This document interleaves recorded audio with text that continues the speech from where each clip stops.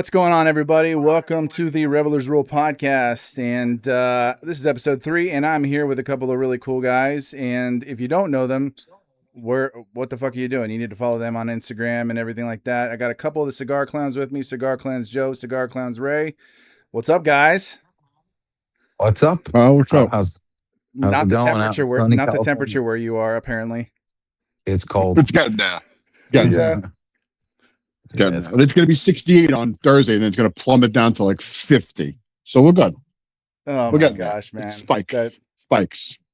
It was like 32 this morning when I left for work. Like 5:45. Yeah. Okay. You got to understand something from a perspective, right? We've had a really shitty winter.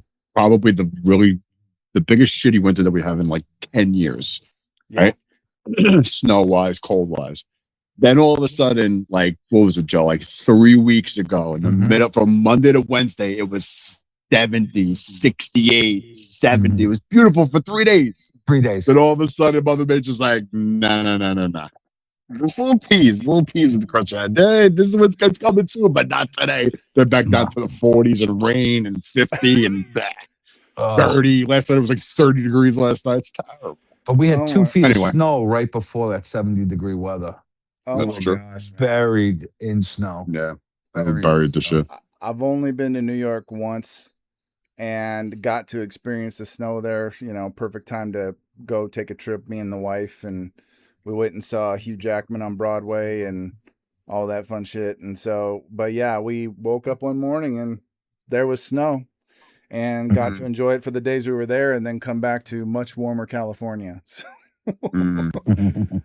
But no, the weather here's I don't get the weather here because I joke that like the weather's schizophrenic because it will be like we're technically still in spring or spring just started, I guess, but like our winter just ended, quote unquote winter, because it's not much of a winter. We actually caught some decent storms, like rainstorms, and it actually hailed here for a bit. But then it will go from that and jump up to like 90-degree weather like in just a couple days. That's how bizarre the weather is here. And perfectly honest, I hate the summer here. I hate the heat. I'm not saying that I would necessarily want to move like to the Midwest or East Coast where I can, enjoy those balmy winters you guys have. But yeah, the fucking humidity. Yeah, what do you got a lot of humidity where you are? Yeah, we got a little bit of humidity. I don't think it goes higher than like 30 or 40% like during the summer. Thankfully, it's not a dry heat like it is in like the high desert or Nevada or Arizona, but it gets freaking hot here. I was a pool guy for 11 years. So you can understand where my hatred of summer comes from, having worked 11 summers or 10 or 11 summers, because I was there for 11 years, and I would be like just miserable during those times, and because none of my customers fucking listened. I would tell them, don't run the heater all day, like when they're about to have guests and, all that shit, because it's already hot, chlorine burns off, pool's green the next day because they got a bunch of kids in there with their, sweaty sunscreen kids. And so, yeah, it was fun, but it was a good job. Honestly, the best job I've ever had. But I'm sure you got some good stories you can share. We won't tell anybody. You want to know something? I actually don't have that many stories because there were people who like say, so, hey, did you ever walk into a backyard and there was like an attractive lady suntanning nude? I'm like, no. It's like, this was like a town called Claremont, and it was not like North Hollywood Hills or anything like that where you might see that. But yeah, no, I told him, I said, quit. You watch too many movies, and we all know which movies you're watching.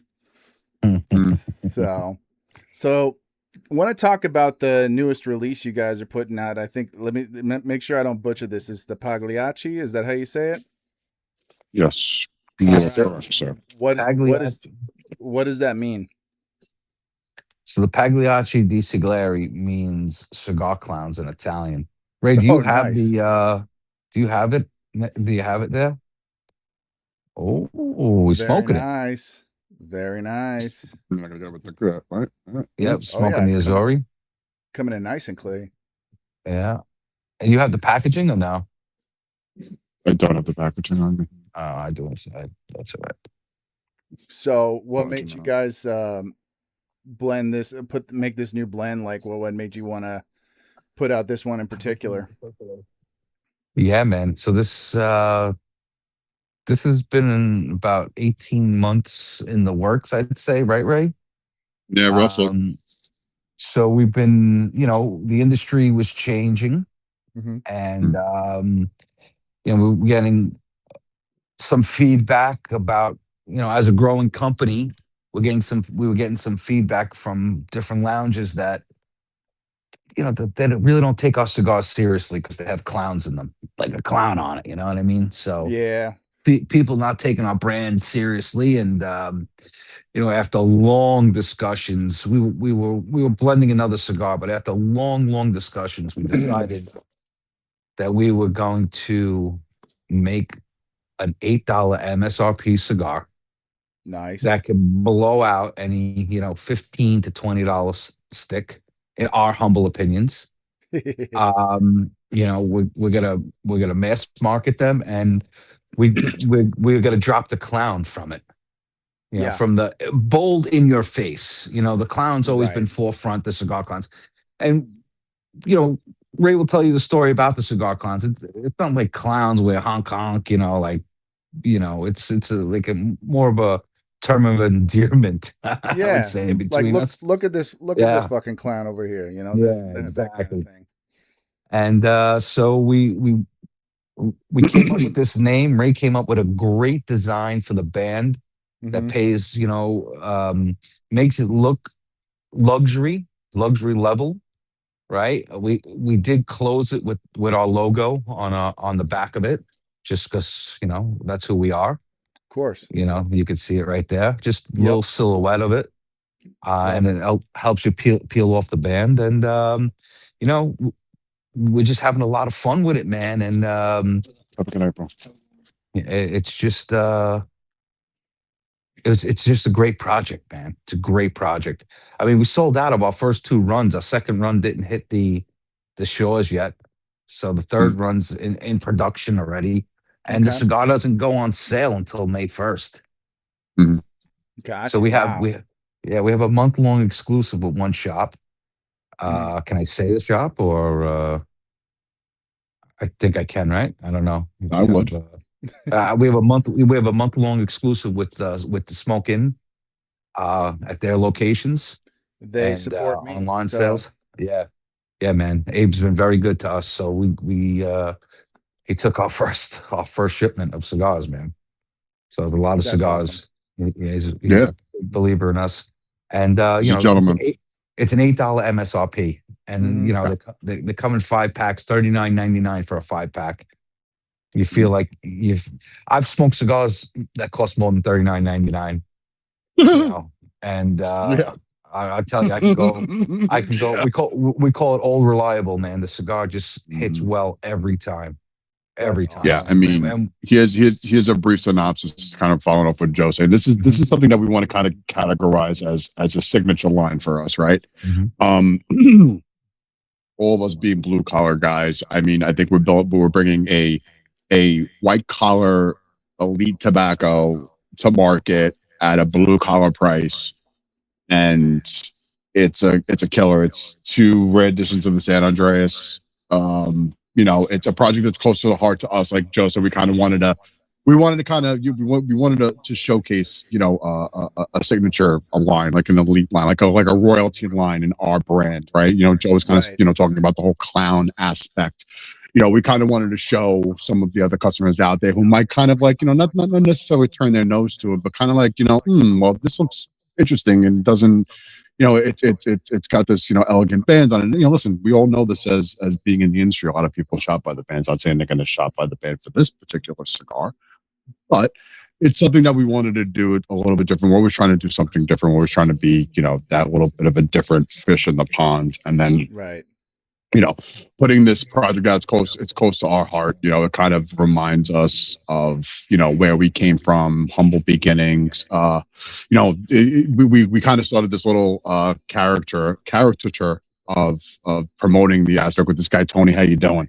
which you'll kind of see coming out there as the promotions continue to come out for the project. And everybody's got a guy in the neighborhood that they know that they can go to get something, right? Whether it's I got to get my car cleaned, no, go to my guy. He only charges a couple of bucks, or I'll go to the store down the block. My boy Vinny will take care. Like everybody knows a guy in the neighborhood, and it kind of pays homage to that. Like you want the in with the Cigar Clowns, you got to have a guy who's going to tell you what's up, how to get it, where to get it, when to get it, because we've built a reputation of selling out runs, like Joe was just saying, selling out stuff right off the jump. And getting it out there. We have a very, very loyal fan base, and we appreciate our loyal fan base, and we try to cater to our loyal fan base as best as we can. And then just them going out there and getting the cigars and supporting the brand is just it's a humbling experience, right? So for us, this is a special project for us. It's been 2 years in the making. We wanted to kind of put it out there, and we're promoting the shit out of it. So, and getting on to talk with people like you and stuff like that it's $8. I mean, come on, man. And it's $8. It's an $8 MSRP, man. I mean, in California, it might be like a $40 cigar.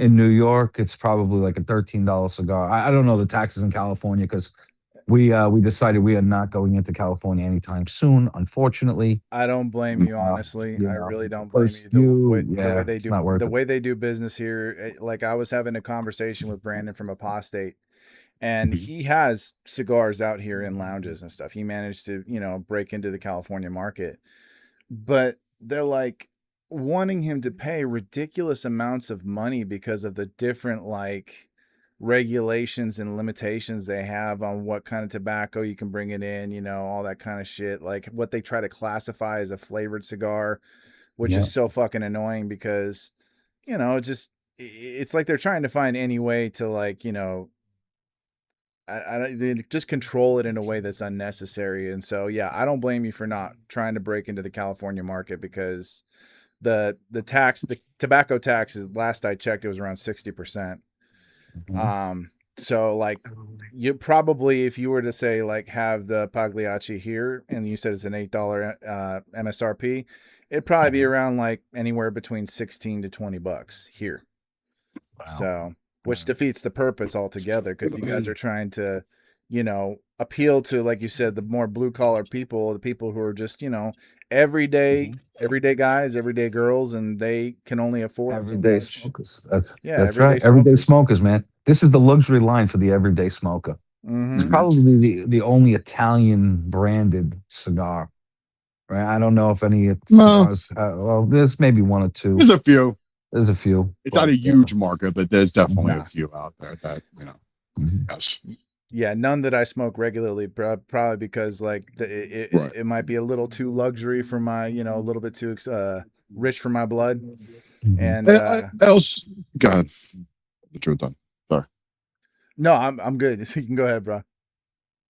No, I was just gonna say, it also kind of pays homage to our roots, right? Like we've always, in throughout the series of the line of the 36 plus cigars that we've put to market, from humble beginnings, selling on the not even what do we call it? The bootlegging aspect of the cigar class early on. Long time ago. We've always kind of tried, through the course of, those releases, we always like to kind of highlight or spotlight where we come from, and it could be New York as a whole. It doesn't just have to necessarily be New York City. Like we did the AVB early on when we first started, which is the Abraham Brand Blunt.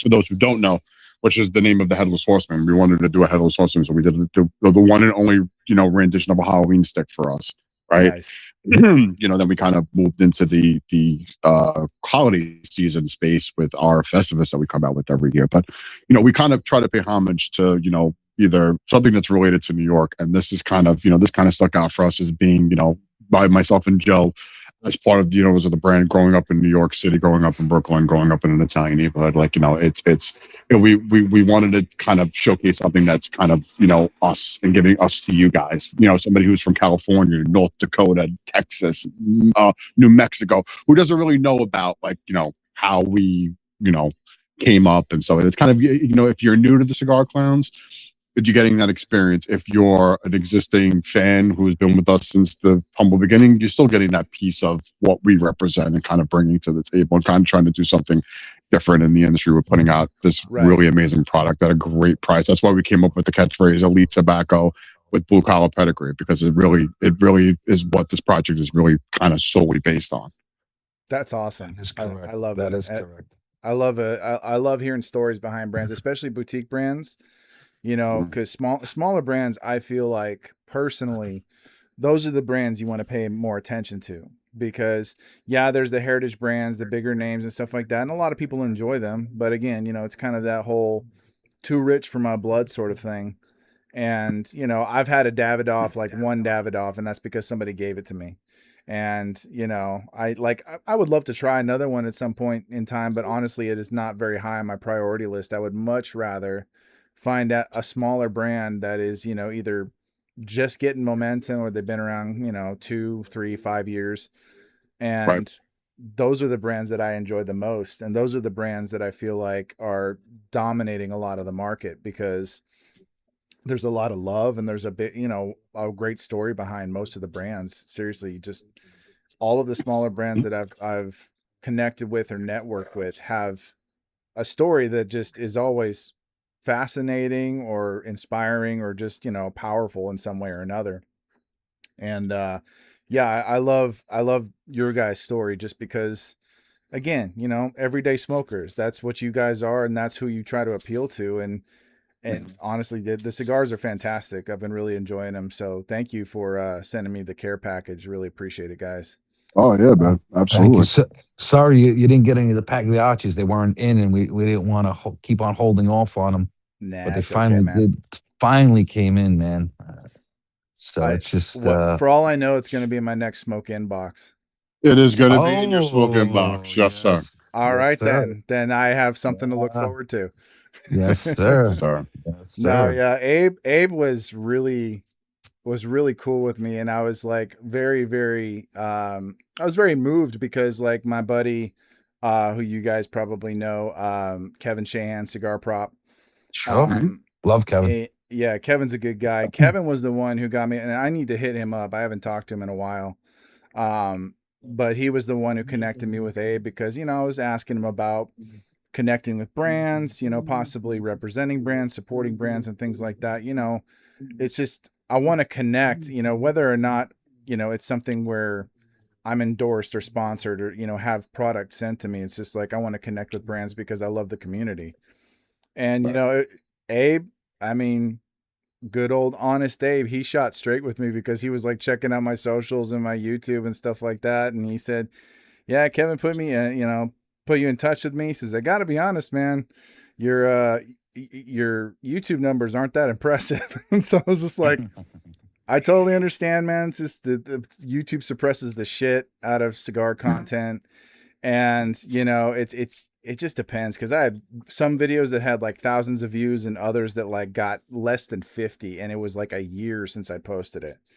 And so, but he decided, hey, you know what? So we're going to do a 6-month, you know, thing where we send you cigars. You'll send you a new box every month.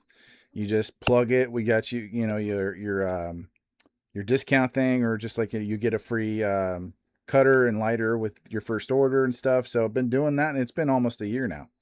They set me back up again, like in November. I wasn't expecting it. I was just like, oh, well, 6 months is up.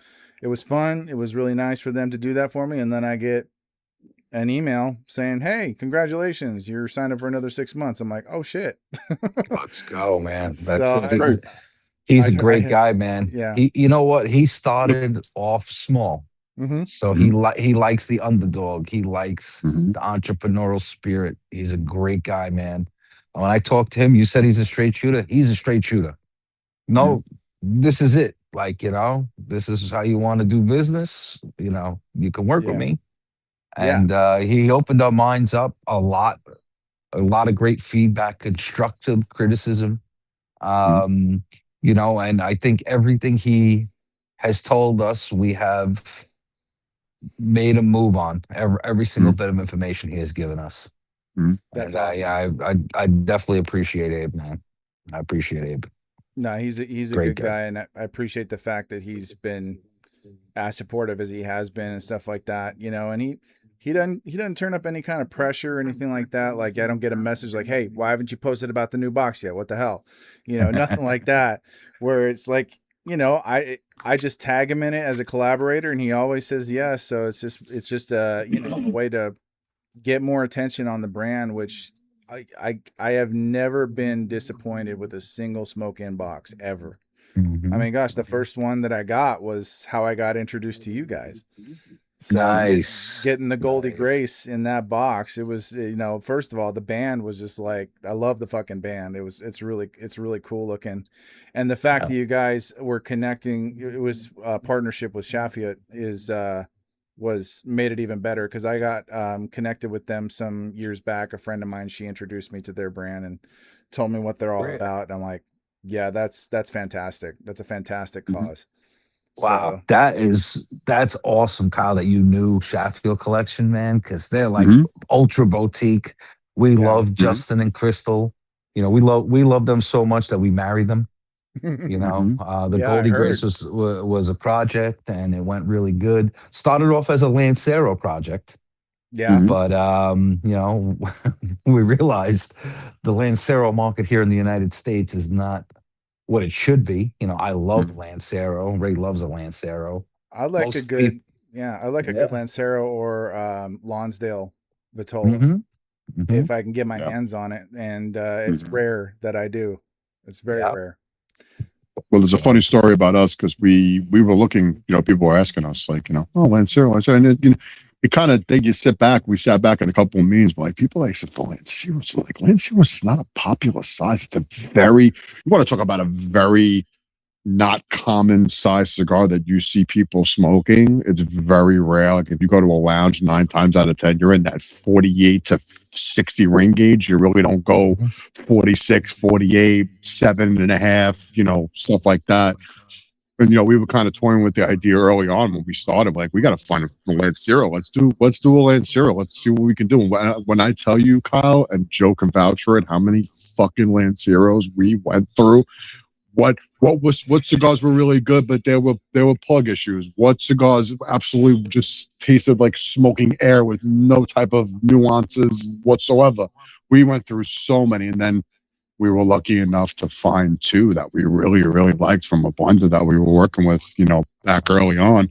When we came out with the 3-ring circus project that we offered 3 renditions, 2 Lanceros, and a really kind of like little shorty. We call it I used to call it the little firecracker because this thing was the friggin' spiciest. And anybody who smoked it who's going to watch this can vouch for it.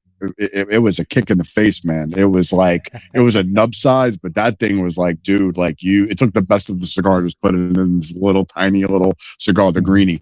So we ended up getting 2, long story short, we ended up getting 2 Lanceros. One was the Clowncero and one was the Payaso Flaco, which one went to a shop in New Jersey, Main Street Cigars, and then the other one went out to Oak Glen for Eric of OGT. And we did this, we kind of spanned it. We promoted one, we did it 1 month, and then the next month we dropped the other one, and the next month after that we dropped the greenie. So yeah, it was cool, man. Like again, you don't see a lot of people smoking Lanceros, but the Goldie Grace project did start off as the Lancero, and then people have seen where it's gone from there. The last time I smoked the Lancero, it was like because I'm sure you guys have been to TPE at least a few times. No, never. Nope. Okay, well, I was at TPE in Vegas, not this year, but last year. Was my second time there, and I don't think I'll be going back because it's catering less and less to the cigar crowd, and more to like vape and CBD and stuff. But I met a guy there by the name of Elliot Hammerman, and his brand is V Deluxe. It's a fairly new brand, and he gave me what he calls a super Lancero. It was this fucking long. Oh my God. And it took me about 2 hours, I think, to smoke it, maybe a little bit longer. So yeah, it was a fantastic cigar, very well blended. It was a great experience. But yeah, I don't know if I'd ever want to smoke one that big again though, because that was it was crazy. The story that you're telling kind of reminds me, and Joe's ears are going to pop up when I say this. You know what that reminds me of in that size? It reminds me of the A from Drew Estate that they only used to give out at events. And it came in 2 in a wooden box. I still have one sign. I still have that box signed by Jonathan Drew and Willie Herrera. They gave out two. Go ahead. Nice. I smoked that when I bought this house with my buddy Ed. Hey, I still have one. I got one left. It was a great cigar, man, but it definitely took us like 2.5, 3 hours. Oh yeah, dude. Yeah. Oh yeah. Makes me kind of think of the Woody. You remember that cigar by Oscar? Mm-hmm. Oh, okay. Yeah. It was. I think.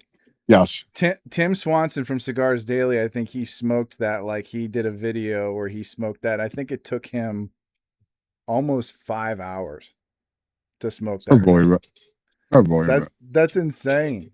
It's just like I mean, I've smoked cigars for hours at a time. Obviously, it's something, you know, as often as I can do it, I enjoy doing it, but it's like that's just bonkers to me, because the longest I think that a cigar has ever taken me to smoke, like it wasn't the Super Lancero, it was one of the flatheads by CAO, like one of the what, the 770? Yeah. It was the red one? The Iron Horse or Steel Horse or whatever. I think it's a road flare. You can use that as a road. You can straight on the side of the road, just light that thing and put it on down on the freaking ground. That thing is huge, bro. I feel like I got so excited I put some well cover on. I still got a couple in my humidor right behind me. That's crazy. That cigar is insane. I haven't had it was the CAO Steel Horse 770. And I haven't been able to bring myself to smoke another one. I got two of them. And I'm not a huge fan of the regular flathead to begin with. I mean, it's not a bad cigar, but it's one of those where I've smoked it a few times and I was like, this is okay. But the Steel Horse was definitely an experience, because it was just like, shit, man. I was just like, I've taken forever. You know what my favorite cigar in that line is? The green one? The Spark Plug. Yeah, me too. I heard of the Spark Plug. I just haven't. I like to tell you something. That cigar, I don't know what the specs are. It's a little guy. That thing packs a punch, bro. Good stick. Love that stick. That's my favorite in that series. So it lives up to the name. Yes, it's really good. See, what we're doing right now is something that the legacy brands won't do. They won't talk about other cigar companies, because we're cigar smokers, man. You know, like we love going out to lounge. Listen. Yeah, Joe, you sound cut off. Wait for it to kick back, and now you're back, and you're good. You're good. Yeah, we love going to lounges, man, and finding cigars and smoking them. Market research, of course. You know, of course, got to know what's out there, and usually, for guys like you, like smoking other cigars, no doubt gives you inspiration of what you'd like to get out of a cigar you guys make. Yeah. Absolutely. I mean, for us, like there'll be times like, yo, Joe, like, oh, you went to X, Y, and Z cigar lounge. What did you end up grabbing? This is what I ended up grabbing. And 9 times out of 10, it's fucking boutique shit for the most part. And it's not even, Mark, it's research. Yeah, that's, see what people do. But I'll call up Joe, like, bro, this cigar brand, this cigar they just put up, this is fucking phenomenal. This is really good. Well, this is like, all the hype that I heard about it, I don't really see where it is. Maybe I need to smoke another one. And again, it's not hate by any means. Like, we respect the industry that much that we can sit here, and we can say that, yo, bro, that cigar was fire. That cigar was great. We don't see like, oh, that cigar's not better than shit. No, our Pagliacci's better than that cigar. We're not those guys, man. We've never been those guys. We'll never be those guys. You want to have an open conversation. Listen, we're the type of guys where our social media, especially on Facebook, we have a Cigar Clown Army Facebook page, and we have a regular Cigar Clowns page. You want to post up the cigars that you're smoking, feel free. The only thing that we ask you to do is just show that put your patch up. You got your Cigar Clown Army patch. Put the patch in the picture. You want to support other brands? We support other brands. There's plenty of boutique brands that we support and that we love, and we get the same love and loyalty and respect back from them. You know what I mean? Yeah. And a lot of the big guys helped us, man. Like in our humble beginnings, bro. They don't want to be mentioned. They're humble guys. They helped us out tremendously. A lot of rules, a lot of laws. Yeah. I got a story about like the complete like flip side of that. There's a guy who he did cigar social media, like, myself and a bunch of other people. This was back when my brand was called Dad Smoking Cigars. And I remember when we talked the first time. Yeah, I did it with my buddy Tim, Cigar Show Tim Long. You guys may have heard of him. He also does his, videos and stuff. But it was there was this guy, he did cigar social media, and he had a pretty big presence in the community and on social media. And like usually when he would smoke a cigar, other people would definitely smoke it and check it out. Well, this was back when like Casa Cuevas had only really been like their actual brand name had been out on the market for a couple of years because they started in like 2017. This was like 2019. This guy straight up on his page, he talked about the Casa Cuevas core line, Connecticut. And he went on to say basically like something along the lines of this, he didn't like it. And it might not even be worth like lighting my barbecue with. Like this guy trashed it, like completely trashed it. And the thing is though, it completely backfired on him. It completely backfired on him. That can happen. That can definitely happen. He lost a lot of followers to the point where he like, I think he had to like terminate his Instagram page. He tried to come back a couple of times, managed to get a bunch of followers. And then I think the past caught up with him again. But yeah, he kicked a hornet's nest when he did that. And that was when I realized, and it's not like I didn't kind of know this in the back of my mind, is just like, I will never bash a brand ever. It does not matter if it's like the worst cigar I've ever smoked. I'm not going to be like that asshole who just like, oh yeah, this cigar was crap, don't smoke it. Somebody asked me like, what do you think? You don't say nothing. That's it. You don't put it out publicly. Or I just keep it basic. I just like say, I smoked it. It wasn't for me. It's not going to, it probably won't come back to my rotation, because I know other people like it. And I don't want to be that guy who like rips up a brand and then nobody goes, the people who support me don't go to smoke it. Cause I don't know how much influence I have in that regard, but people tend to trust me when it comes to my taste and my palate and stuff. But yeah, I'll never, ever trash a brand. It doesn't matter. Even if it's the worst cigar I've ever had, I'll just be like, yeah, I tried it. It wasn't for me. I probably won't revisit that. And that's it. If asked, I won't go out of my way to say anything, but if asked. So you're saying you wouldn't say you would use that cigar to light another cigar. Is that what you're saying? Just put it out there. Like, It honestly didn't even occur to me. Listen, there's been plenty of times that I've wanted to say that on a live, but I don't. You know what it is? I feel like there's different levels of etiquette in the industry, right? Yeah. You're your everyday Joe smoker. Okay, fine. You want to trash shit, whatever. That's your business. Nobody's going to stop you. But I think when you get a certain level, whether it's in the social media aspect or the podcast, there are certain people who kind of gravitate in that direction and want to build that negativity and showcase that. And that's their thing. And that's okay. If that's what you want to do, that's fine. That's what freedom of speech is for, right? But at the end of the day, you try to even explain to other people. Like I've had this conversation with Danny from 505. Shout out to Danny from 505. Where people were like kind of getting on him for his reviews. But at the end of the day, the purpose of people doing reviews, whether it's for cigars, whether it's for extreme videos, whether it's for haunted videos, it's their opinion. You don't have to go by their opinion. You can go smoke the cigar yourself and get your own opinion of it. Because there have been plenty of times that I've trashed cigars to Joe. I'm like, bro, this cigar's fucking terrible, bro. I don't know what are you talking about. This is horrible. I'm not going to say like the cigar I'm smoking. He might have trashed in the beginning. Not going to say that. But sometimes like I have that rule. I have that rule of 3 where it's like I got to smoke the cigar at least 3 times. Maybe my palate was off. Maybe I smoked earlier on the day and affected my palate because it was a strong cigar. There's so many variables that you could take into it. But for you to go out and blast someone like that, and then the fall that you receive from that, whether it's from the fan base, the brand, that those are the repercussions sometimes that you have. It's like rolling the dice, right? It's a hit and miss. Yeah, it is what it is. Absolutely. And I will say though, there was only ever one time where I went on a live stream and I literally dumped the cigars in the trash. It's because it was this. In like 2018, I quit my pool job because we had moved to a big our first house. We bought our first house, and my oldest was starting school in the town where I live in a town called Corona, and my job was like an hour away, and I couldn't take him to school, go do the job, come back, pick him up. I needed a job closer to home, so I went back to retail for the first time in like 15 years, and my wife God bless her. She wanted to, show her support and say she was proud of me and all that stuff and excited for me for a new chapter. And so she bought me this box of cigars I've been eyeing, but it was on the Cigar International, like, clearance tab.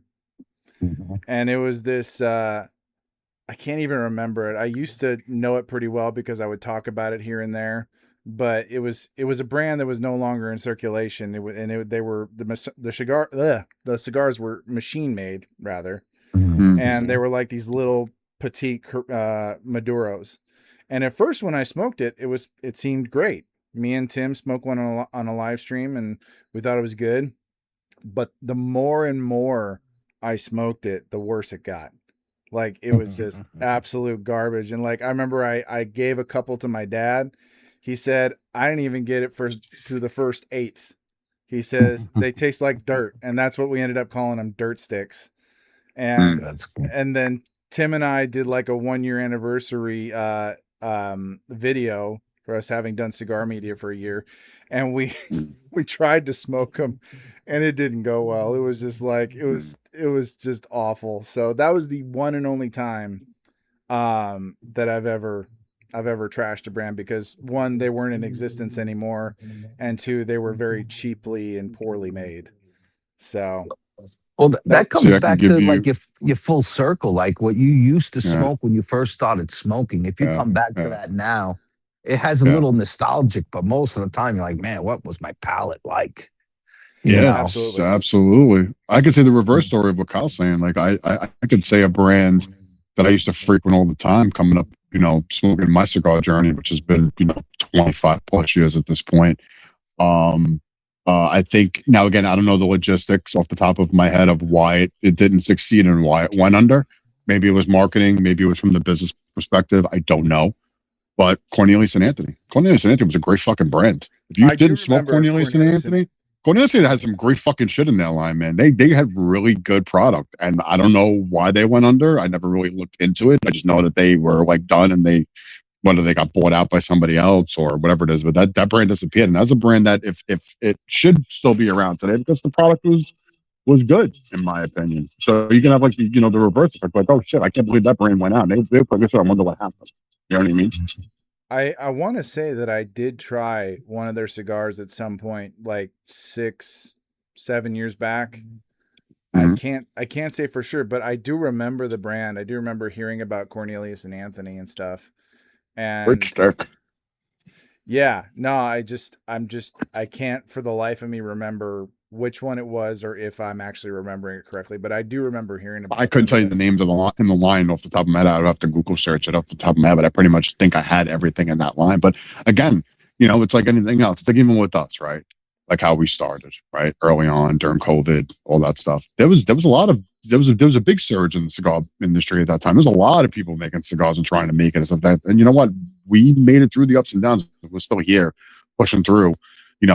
6 years, 7 years later at this point, and people tried it. And listen, we have everyday jobs. This isn't our everyday function, and we're able to make it happen. You got to have the dedication and the love for it. At the end of the day, with all the bad, all the good, all the medium shit, at the end of the day, to be able to be successful in the industry. And you can see a lot of those brands fell because they couldn't do that on a day in and day out basis. It's not easy. People think it's like, oh yeah, I'm just gonna, grab cigars. I'm gonna slap a band on it, contact the factory, make a couple of thousand cigars, and then, build from it. It's not. It's really not that simple, man. It's a lot more in depth than people think. So if this is something that you're looking to venture in, and listen, Joe will tell you, we've helped out many people. Like we kind of gave back for what we received, what Joe was talking about earlier. There are big names in the industry that helped us on our journey and gave us great advice and sound advice to get where we're at now. And we've kind of trickulated that down and given back to other people, whether it's podcasters, whether it's cigar brands, whether it's influencers, reviewers, whatever the case may be. We always want to give that back because it's something that we're humbled at the experience that people in the industry took notice of us and what we were doing, how we were coming up and wanted to help. So we kind of try to, triculate that back onto others and try to support and help as much as we can in the industry because it's just who we are and what we represent. No, absolutely. And that's fantastic. But yeah, no, there was that like crazy boom, at least like, cause I started doing cigar media, like I said, about 8 years ago. And I would say that like in between 2019 and especially after COVID, there was like a bunch of cigar brands that popped up. Now, not all of them stood the test of time. Only so many of them are actually still going today. Because, like you said, it is not an easy business to break into. It is like whether you're a lounge owner or you are actually trying to produce your own cigar. Mm-hmm. It's one of those things where, yeah, sounds fun, sounds cool. It, when you see it, it looks cool. But like the same thing about being like a rep for a brand, you do get to go to lounges and sit and chill with the people who own it and are responsible for acquisitions for different cigars. And you're trying to, convince them to carry what you got. It's hard work. You might visit that lounge like a dozen times before they finally say yes. Oh yeah, 100 no's, man. 100 no's till you get one yes. Especially if it's a boutique brand, because in California, man, people like lounge owners are a little bit weary of boutique brands not because they don't think that they can be any good. Yeah. Not because they don't think they can't be any good, but because they don't want to make the investment. And yeah, exactly. They don't want to make the investment and be concerned that it won't sell. Yeah. So, because I remember I had a guy at a lounge near here. I won't say who. You guys would probably heard his name. But he has two of the same two lounges in California and one in Las Vegas, and they all go by the same name. And I was doing some ambassador stuff for Apostate at the time. This was probably about 3 years ago. And at first he was like, yeah, man, let's do an event. Let's do like a cut and light, and we'll have like a dinner or something like that. And we'll plug it and promote it. And that way people will get people's attention. I'm like, that sounds good. And it almost seemed like it was a done deal. And then at the last possible moment, he says, yeah, you know what, man, I'm concerned that they won't move off the shelves. And I would hate to, have all this product from Apostate be in my humidor and not move. He says, it's not fair. It's not fair to Brandon. It's not fair to me. He says, so maybe sometime somewhere down the line, but not now. And like, I'm telling Brandon about this, and he's like, what the hell, man? Because we were getting excited. And, it was just one of those things where boutique brands are a rare thing to find in a lot of lounges. Now, there's about a handful of them that are very, very keen on taking them in. Anna Cigar Chase Fire, she had a lounge out here in California called La Biblioteca, and she had a lot of boutique brands, as well as like stuff like Davidoff and other things like that. She championed the boutique brands, and now she's created her own cigar brand. That's like that lounge and a few, like maybe a handful of others, but it's a rarity. You don't see a lot of it. Yeah, we're running into the opposite right now. Is on the East Coast, you're getting a lot of smaller lounges getting away from the legacy, brands, because they can't compete with these big, cigar megatropolis, places. You know what I mean? That they're popping up all over the place. Yeah. That are super funded, and so they have to stand out. They have to have a good tobacconist in there, and they're cultivating their clientele to broaden their horizons. Right. And I'm like, oh, what do you? Oh, you like this brand? Well, you should try this, this, and this. And it's a third of the cost. And this is made at this factory instead of the tobacco source from here. Because let's be honest, we have to be very transparent with a lot of our stuff. We don't want to give away the secret recipe, but yeah, we source our tobacco the same place as the big guys do. We don't have our own farm. Not many of the big brands do. There's some that do, Right. But a lot of them do source their wrapper at the same place we source our wrapper at. They source their, it is what it is, right? There's only a couple of really big farms out there that can get you. And that's the problem with a lot of boutiques is they don't have access to the tobacco for the next 20 years. It's going to be the same thing. Right, they're getting, and hey, let me tell you, it's fun when you get tobacco and you can roll like 10,000 cigars with it, and you can't get it again. You know, whatever happened to the crop, you know, it turned out different, you know, or when they were fermenting it, they fermented it too long. They were trying something different. It wasn't a go.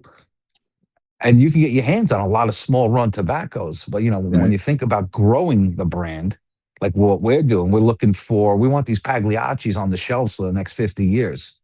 You know, we want to sell 1 million a month. You know, is it possible? Sure it is.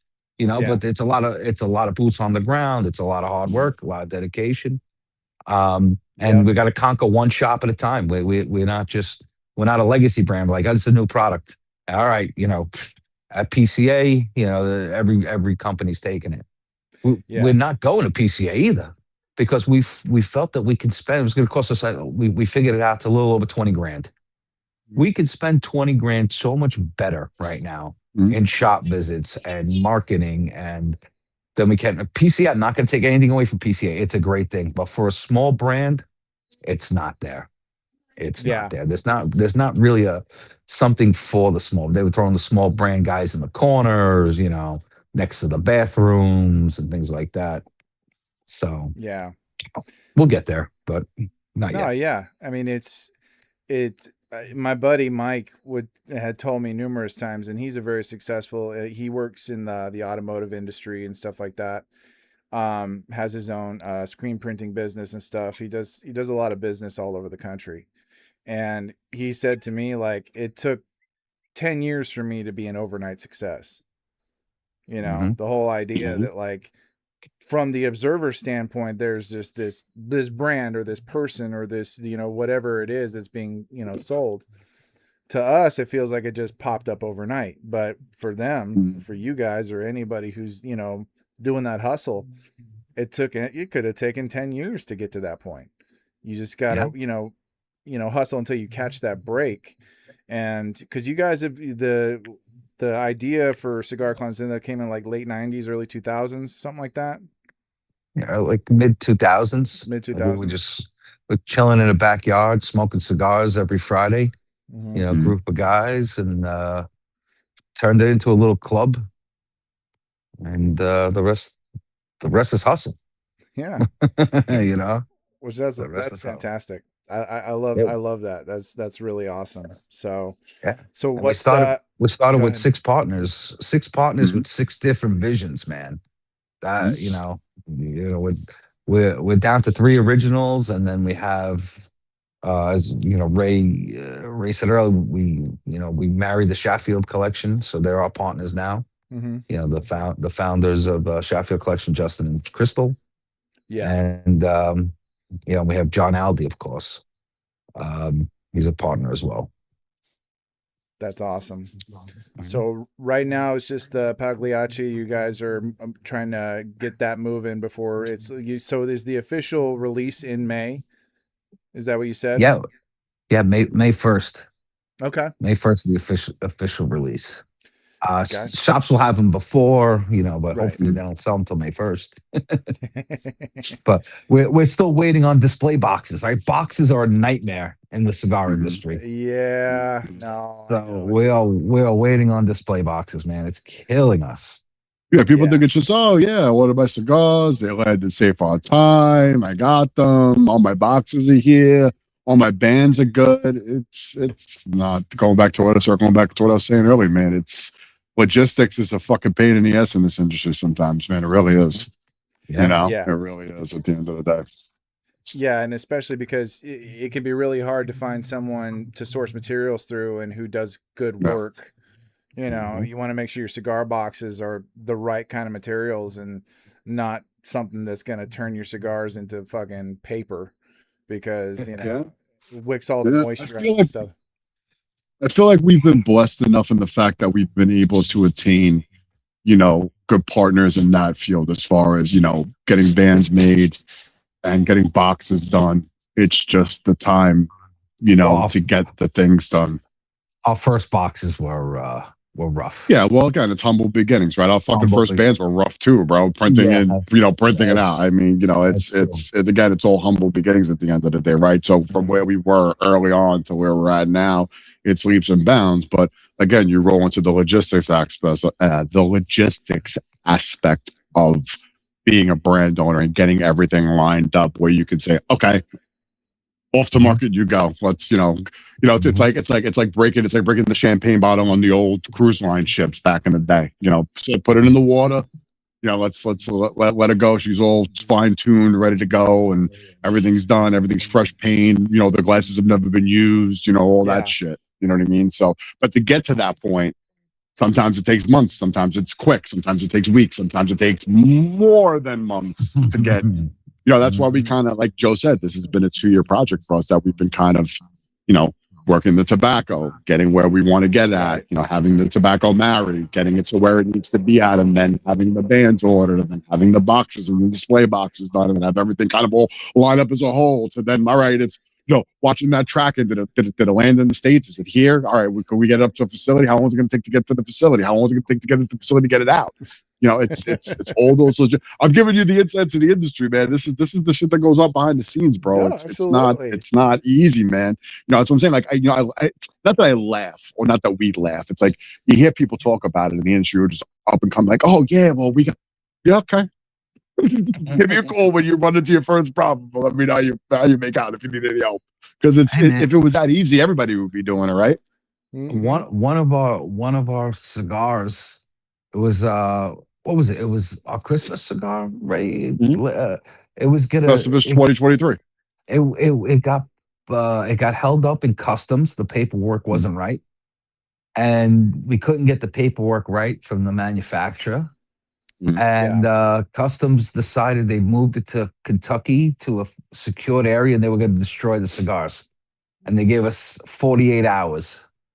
So I threw a Hail Mary out to a guy who I just spoke to once, a legend in the industry. And he's like, all right, let me see what I can do. 12 o'clock in the morning, he fucking called me. He's like, yep, the cigars are on the way to my facility. I was like, let's go. I was like, how much I got? He's like, no. He's like, absolutely nothing. He's like, just pay for the shipping. That's awesome. And that's Ish, man. He didn't know us from a hole in the wall. And we would have went under. We would have went under. And you're smoking a stick that Ish made for us, which is the Geppetto. Oh, okay. That's awesome. I love that I got the story behind it, because that's just like the wonderful thing about the cigar community. One is that I found that like people tend to be very kind and generous, and you meet like I did a video series a few years back called "Why Cigar Influencers Are Assholes," and just kind of talking about like what the motivations were to do what I do and what others, like why you're doing it and stuff like that. And every now and then you meet somebody who's just got, too big for their freaking britches. Who's a dick. Yeah. Just a dick. And the same can be true about, certain brand owners. You might cross one that thinks that they're just hot shit, and maybe they are. I can give you a handful. I can give you a handful. We won't say names here, but off camera. But it's just like you do meet them and stuff like that. But the vast majority of them tend to be, and you guys are great. I've been able to connect with brands that they just want to sit and talk with you, and they're happy to pass you one of their cigars just because they want you to have the experience, and the same experience they had, either making it, smoking it, whatever.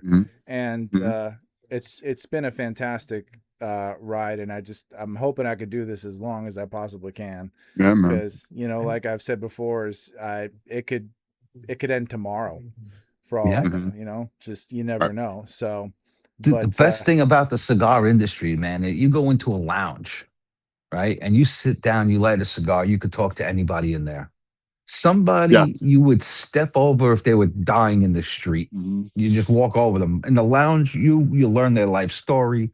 They might need somebody to talk to. You bend an ear for them, You can vent to somebody you never met.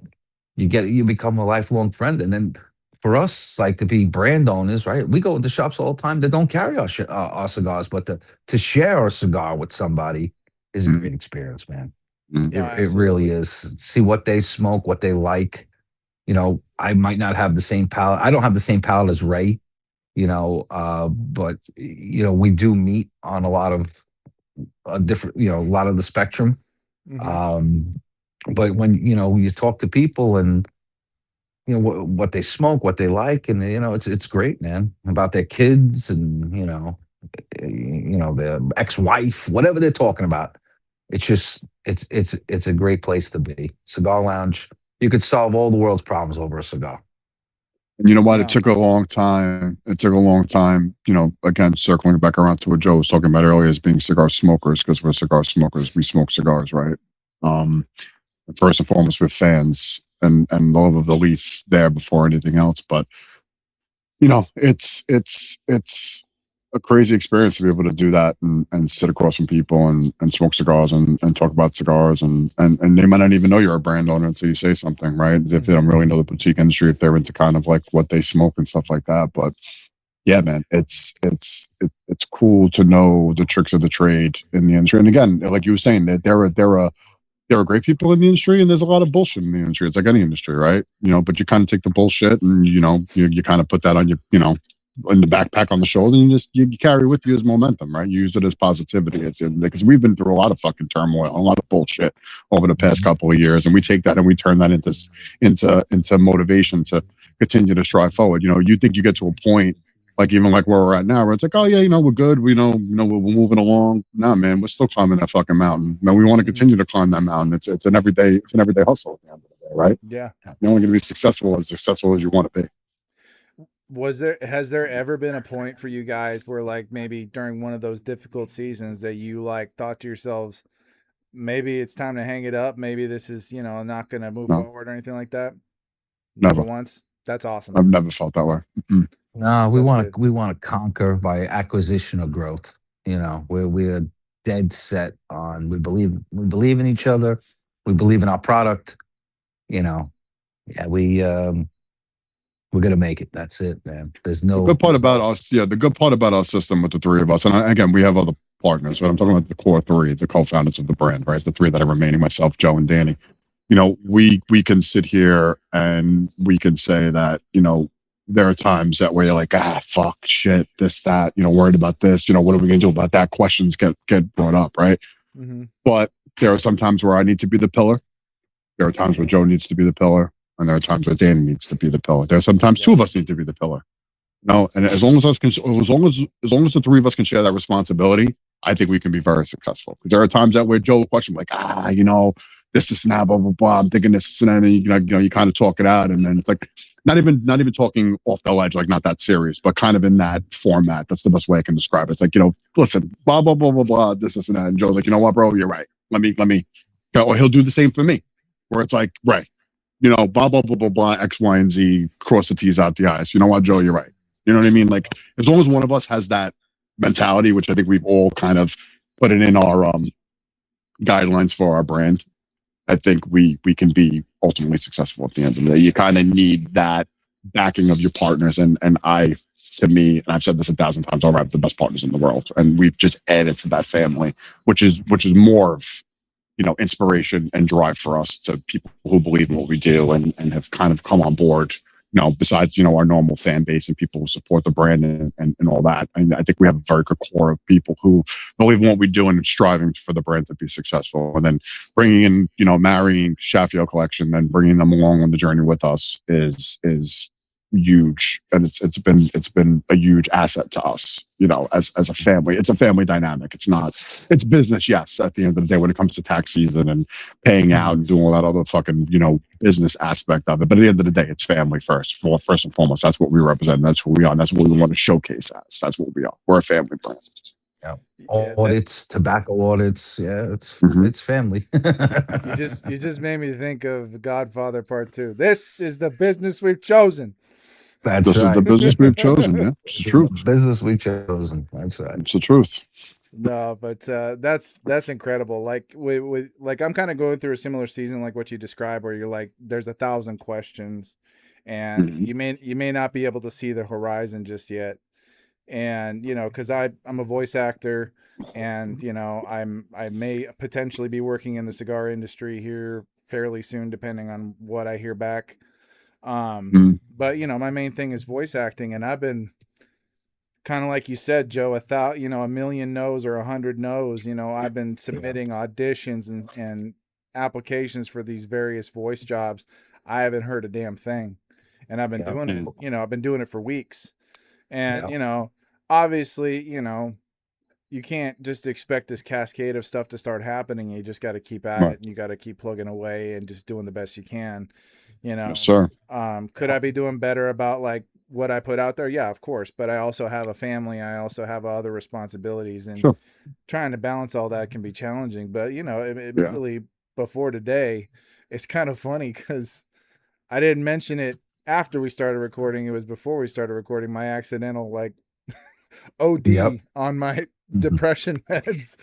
It kind of was a weird blessing in disguise because I won't lie. The last week has been like I've been so down and so low, and it's just been with the challenges with my day job and what I just explained to you. It was one of those things where like I was freaking out at first, but then I was like, I'm in a fantastic fucking mood right now.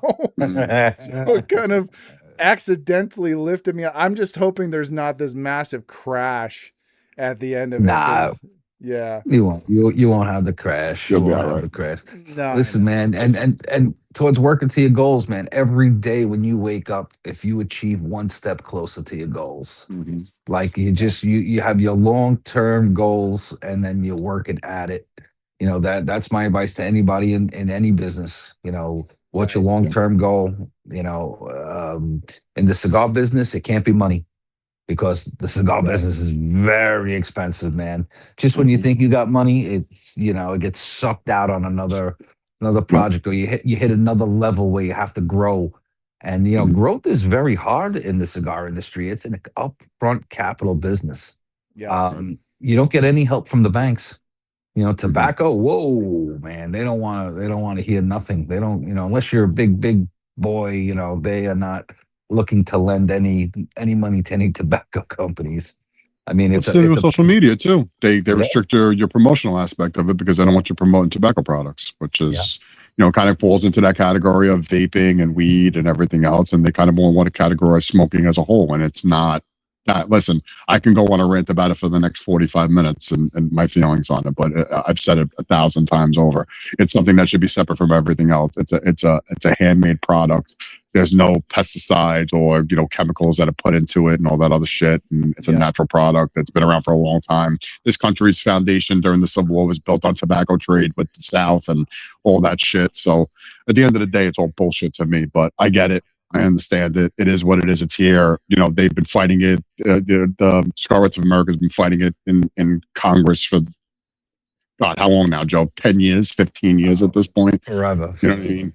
So it's a hurdle that we have to all jump over at the end of the day to kind of do what we need to do. And like you even saying earlier, Kyle, with the regulations on YouTube and forcing people, like you used to go during the pandemic, man. When we first started this shit, you'd be able to go on Instagram Live. I couldn't scroll on the top further enough to not see people on lives having cigar lives. Everybody was on cigar, including myself before I was even in a brand owner. Me and Joe, we were on freaking live, smoking, hanging out. And then once we had the brand, we were doing the Instagram Live thing, and it was popping and all that stuff. And then all of a sudden, that completely dissipated because of all these regulations they're trying to apply, which kind of sucks. But and I say it too, like the social media aspect of it, as far as podcasting is concerned, YouTube, Zoom, Discord, Instagram, it's a huge foundation for this industry. It kind of elevated the industry, especially when we were locked down. It pushed the industry up so much, and then you want to kind of just nitpick at the little things because it's a tobacco product that to me is just completely nonsensical. But I mean, listen, it is what it is. There you go. There it is. Very nice. And then we have the Usori. That's it. $39.99 could be yours. That's beautiful. Go to Smoke In. Go to Smoke In. That's beautiful, man. But I mean, when I was on the reason why I started getting into what I'm doing now is like I was just on social media. I saw these guys. Now the landscape is a lot different now because there's certain influencers and media people that aren't doing what they were doing before, or some of them were doing it together and then they stopped doing it together. You probably know a little bit who I'm talking about. And it's just it was kind of crazy how it, you know, um, how it started, like for me. And I know it was like before me, but like I remember when I started doing my thing, there were like two or three other people who started doing their thing, cigar review, cigar media. They were on YouTube. I mean, then of course there's like, you know, Cigar Obsession, who was doing it for over a decade prior to what I was doing Right. it. And he was actually making a living off of his YouTube until they Mm-hmm. messed everything up. Mm-hmm. But Mm-hmm. you know, it's just, it's one of those things where, like, obviously if I could, you know, be paid, monetize what I'm doing, and I'm, you know, I'm trying to figure out how I might be able to do that. You know, if I could do this all the time, that'd be beautiful. But, you know, Sure. kind of like starting your own cigar brand, or, you know, starting your own lounge. I mean, again, 8 years, I'm still not making money on this, but I still do it because I fucking The love it. passion. Yeah. Yeah, that's what. And if you're having fun doing it, you know, it's an outlet. You know, Mm-hmm. and over time it will work out, and you know, then you'll look back and be like, oh man, all the times I struggled, it Mm-hmm. was worth it. It was Yeah. worth it. And I almost threw in the towel at one point. I mean, I'll be honest, like I was getting exhausted because I was, one, doing a lot of repetition, and I was kind of getting tired of hearing my own voice. And, Mm-hmm. you know, and then like I was making a lot of the same kind of stuff, and I wanted to change it up a little bit, you know, and there's some things that I did that I don't do anymore. And, you know, I really try to kind of distance myself from the review format, because that was all Mm-hmm. I did and didn't really Right. make any traction. So, you know, doing this podcast, doing the interviews, you know, not just being my face that everybody sees, you know, that's where I realized I'm like, this needs to be the thing that I do. I need to, you know, network and connect with people, because otherwise I'm just going to lose my mind. You know, Mm-hmm. every now and then I do a video solo and I post, you know, my thoughts on a product, or, you know, something like that. But yeah, honestly, dude, it's just, it's so much fun to do this. I love that I get to. I love that I was able to be in a position to build my own studio in a garage and have my own Right. place to smoke and do voice stuff. It's, you know, huge blessing. So I never thought I'd be able to do it, if I'm being honest. And Right. what's funny, I had some extra motivation from the wife, which is saying something, because she hates cigars, and she hates that I smoke them, but she knows I love them. And so I remember one time when I told her I was thinking of stopping doing cigar media, and she's like, "Excuse me?" I was like, "What?" I said, "I could still do voice work in there." She's like, "But yeah, we built that so you could also smoke your cigars in there. So please think about this before you just decide you're throwing in the towel, because that's part of the reason why we built it and spent all that money. So please Right. give me a return on my investment." You know? So Right. Hey man, she's in the struggle with you, bro. That's the best yeah, when you have support. You know, that's real support right there. That's no, awesome. for sure. So with a little sarcasm sprinkled in. Of Sure. course, sure. That goes without saying. No, That of goes course. without saying. So, anything beyond the Pagliacci? Is there other things you guys are kind of thinking of, dreaming up, and that might be, you know, something we might see in the next year or two? Well, of course, Festivus, the 6th year is coming out in Mm-hmm. December. You know that Okay. that's Mm-hmm. we have a lot of concentration on helping the Sheffield collection grow right now. So we're focusing on the Sheffield collection, bringing them to market. You know, growing that, you know, that small little family brand, and getting it out there into people's hands, man. They're great cigars. They have, you know, unbelievable mission. You know, we have goals to build tiny houses. You know, it's just great long term project we have with Right. them. And yes, you will see a few surprise drops from the clowns, man. We're always working on something. Can't give away too much, but No, of course not. yeah, the Pagliacci line will be growing as well. Right now, we came to market with 2 cigars. We will be growing the Pagliacci line because, you know, the blue collar, man. That's who we are, right? We're through COVID. Me, Ray, Danny, we working every day. Our other partners, we're working. We were the guy. We were working. We're all essential workers. You know, so we were out every day. We know the grind. You know, I we was know too. good cigar. Yeah, exactly. So you know, and you get a good cigar at a phenomenal price. Let's go.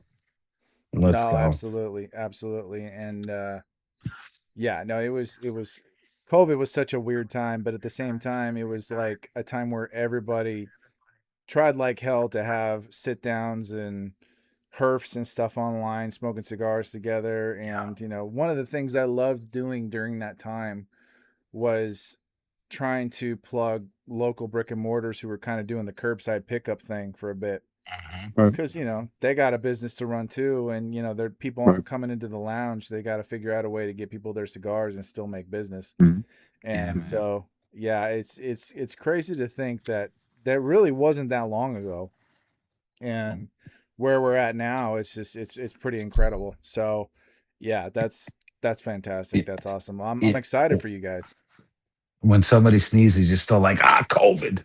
You know, Mm. it's just like, what do you got? What do you got? The COVID? What are you doing, cat? I got a cat. Yep, that's my cat. You saw my dog earlier. Now you see my cat. I can't do cats, unfortunately. Just That massively allergic. allergic. That Yeah. happens. It happens. I'm And not. so is my youngest. He we had a bunny for a while that we had Oh, to rehome because he would get so bad to the point where like he would sneeze and cough so hard he'd get sick. oh Mm. man, Poor that's guy. And tough. so That's tough.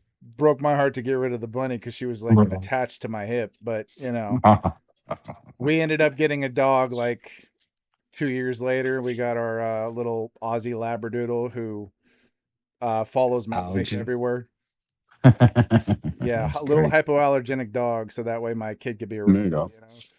But That's awesome, man. no, she she will literally stay either in or outside my wife's office all day. I will offer her food, I will offer her this, that, and the other. She will not move, and she will just lay there and not want to leave my wife's side. It's hilarious. So That's good. it's also annoying because when I call her, she won't come to me. Yeah. But she's a good dog. That's it. It's nice having a dog in the house because my wife didn't grow up with him, but I did. Um, Mm. so and my kids were begging for years, and then we finally got one, and she's the best. So They're the best. they're They always a really pain in the are. ass in some way or another, but still the best. Mm-hmm. Yeah. So.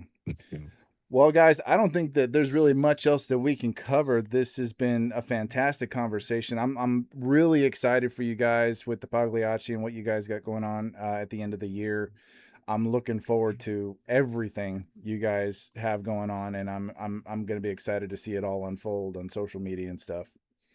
Yeah, Thanks, man. Kyle, man. We Appreciate it. appreciate this. This was a great time, man. Time flew. We It had a did. great time. It absolutely did. You know, we had a lot of fun Always before we does. got online, so it was good. You got to see the real me and Ray, which Yeah, is good, which is just what you got on the show. So that's a good thing. And listen, absolutely. moving forward, if there's anything that you need from us, man, don't hesitate to ask, man. If you need Yeah, that motivation to continue doing your shit, or you need any help with anything, man, you got my contact. Don't you know, you want us to come on again, whatever, man. We're here to yeah, support man. you, whatever you need. I 100%. appreciate that. Even just to smoke a cigar, bro. Yeah, Just, man. Come hang out on our herps when we herp, bro. Yeah, man. yeah, man. Definitely. You know We what? love to have I you would on, probably Kyle. take you up on that. So that's awesome. I would love that. Yeah, But bro. thank Absolutely. you guys so much for jumping on the show with me. Now, Ray, I don't know if you remember how I usually end the show. I know you were only on the one time, and I ask a question, Mhm. Joe, and Mhm. the answer is in the name of the podcast. The name of the podcast is Revelers Rule. So I'm going to ask you, who rules? Revelers rules, baby. Awesome. Thank you Oh, so much, man. guys. I appreciate you so much and wish you all the success in the world. And I Thanks, would Kyle. love to have you guys back on. And maybe, who knows, maybe one or two more clowns can jump on. Let's Yeah, go. man. Definitely. We can Let's make it go. happen. All We right. appreciate it, man. Thank you so much. No, you're very welcome. Thank you. And thank you guys for tuning in. We hope you enjoyed the episode. And we will see you guys in the next one. Peace.